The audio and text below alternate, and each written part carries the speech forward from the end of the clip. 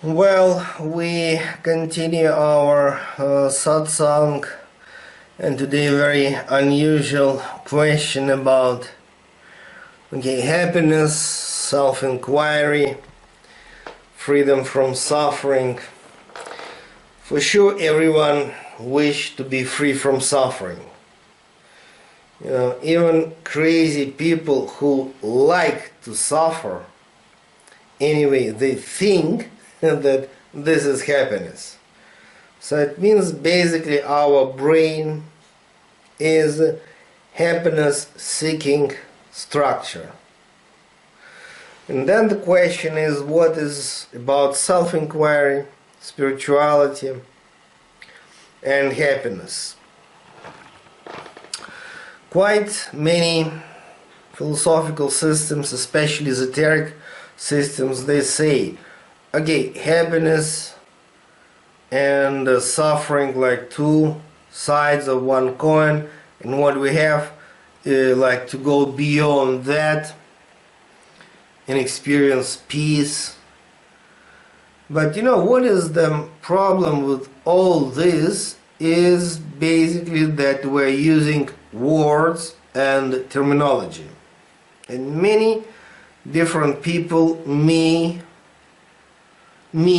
different things when we speak about peace, suffering, happiness, bliss, even spirituality. It's like for many people spirituality means to speak about God, but for example, for the Buddhist or Advaita spirituality, God is a just concept, and we speak about source of self-existence. And again, that's another level of words, another level of terminology. And philosophy, especially spiritual philosophy, is in the jail of terminology.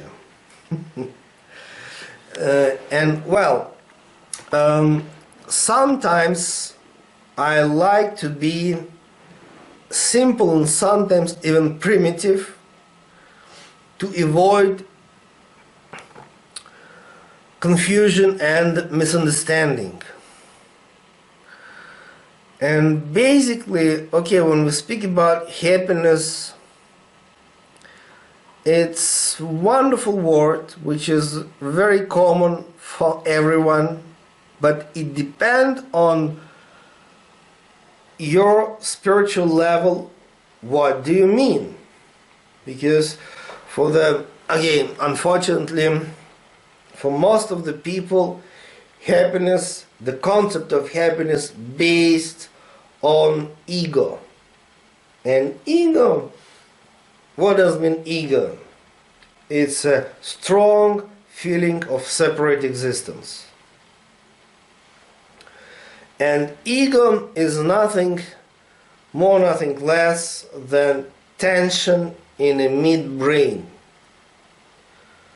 Tension in the midbrain create this illusion of strong personality, strong separate personality existence, and then all other people, then just space in whatever sense we may understand it. All other beings, whatever happen is potentially dangerous, or at least that's not me. Why I have to care about it? And quite often happiness based on this strong separate existence, which never bring happiness. Another wrong foundation for the wrong concept of happiness is idea that I am this physical body, and it means whatever good or enjoyable for this physical body is happiness. But it's never like that. Then social position, which is actually basically also ego trick. And then okay, maybe it's not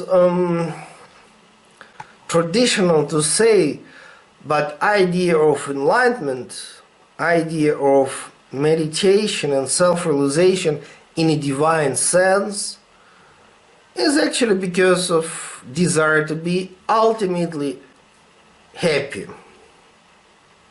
Because, okay, all the social, material, financial stuff can't bring real happiness. It's an experience for so many people. Even if somebody is extremely rich and occupy very important social position, it never guarantees happiness. By the way, quite often that people really frustrated because in the beginning of the journey it was okay, clear that when I'll be rich, I'll be happy. This big house, maybe palace, if I'll stay in this palace, okay, I'll be happy. If I marry this girl, I'll be happy. If I have this jet, oh, of course I'll be happy. But it is not.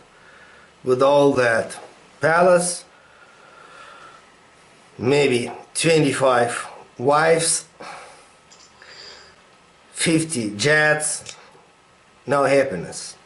And then we come to the point that why sometimes people without all that things are also happy. And don't take me wrong, I am not against palace, jet, money, and more than that, I think that we have to learn how to deal, how to combine meditation, self-inquiry, and social and financial knowledge and even wisdom. But the main source is not social, not material. Source of happiness is meditation, because only meditation may lead you to the midbrain. And because I wish to be practical and not to bring more philosophical ideas and concepts, but I want to be practical. The practical means you have to learn proper meditation, and with the help of proper meditation just come back to this sacred cave. As you remember this ancient tradition, they say that real Himalayas are this one. And to stay in Himalayan cave means to contemplate midbrain. And if you stay in your inner Himalayas, in your inner cave, Himalayan cave, then only you can be happy. Happy because of sunset, sunrise, because of cup of coffee, because of wonderful people, because of book, because of music, because of your private jet, because of your palace. Because it's like very tricky question. Okay, you may have enough money to buy a palace, but are you meditative enough to enjoy it? So that's the reason why it's not the point to say that to have a big house is good or bad. Doesn't matter. If you wish, try. If you have, wonderful. But the source of happiness is meditation, because only meditation may bring our perception. Because so-called objective reality is not objective at all. Well, billions of people live on this wonderful planet Earth. in the different countries, they have different financial and social environments, but some of them are happy and some of them are in a state of depression. And social and material background of that people just means nothing. So it means happiness is not depend on so-called objective, political climate, financial climate in the country, or what's happened with my own bank account. Of course, better if your bank account is strong enough. What happens is my perception, what I feel about myself, what is my romance with myself. Am I able to love myself, to respect myself, to respect other people because I respect myself, and then to be creative, to be relaxed, to live in the present moment. All that wonderful words. Practically speaking, only meditation, proper Kriya Yoga meditation, which may bring relaxation of the midbrain, then only you can stay in the moment. You see, midbrain, which is Ajna chakra in Sanskrit, is the practical answer. Okay, we're speaking about to be conscious. Means you have to stay there in the midbrain, to open this area with the help of meditation.